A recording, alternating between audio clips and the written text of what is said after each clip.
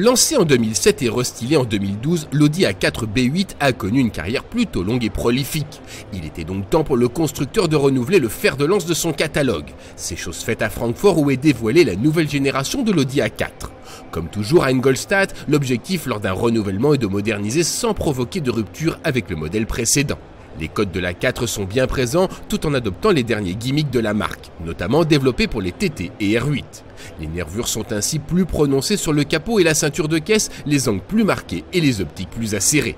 Pour Audi, il fallait évoluer en douceur. C'est la 9e génération et comme le design de la précédente plaisait bien, on a voulu évoluer dans ce sens-là. On a aujourd'hui une voiture totalement neuve, il faut bien avoir ça à l'esprit, avec par exemple un des meilleurs coefficients de pénétration dans l'air, puisqu'on a 0,23, donc c'est une toute nouvelle carrosserie. Et je pense que l'évolution intérieure, elle est vraiment très notable, puisqu'on reprend les technologies d'avant-garde qui viennent du Q7. La principale nouveauté se trouve cependant dans l'habitacle avec l'adoption du Virtual Cockpit lancé sur le TT.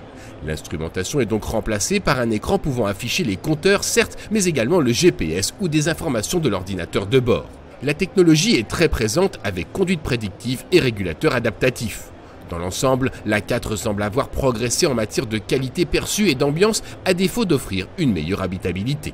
Il s'agit à la fois de garder une certaine compacité à la voiture, parce qu'on a des dimensions qui n'évoluent pas énormément. Maintenant à l'intérieur, on gagne quelques centimètres à l'arrière, le coffre grandit, donc on trouve que c'est un très bon équilibre entre taille de la voiture et habitabilité intérieure.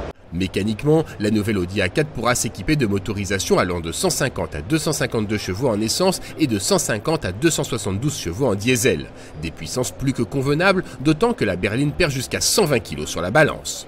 Mais le plus intéressant est ce qu'il se passe lorsque le A devient un S. La nouvelle S4 devrait bénéficier d'une motorisation inédite. C'est un tout nouveau moteur V6 essence turbo, là aussi avec une efficience remarquable puisqu'on est aujourd'hui à plus de 350 chevaux et on arrive à avoir des consommations vraiment très basses. Donc c'est toujours cette recherche qui vient du sport automobile, de légèreté, d'efficience et de côté sportif sur la voiture.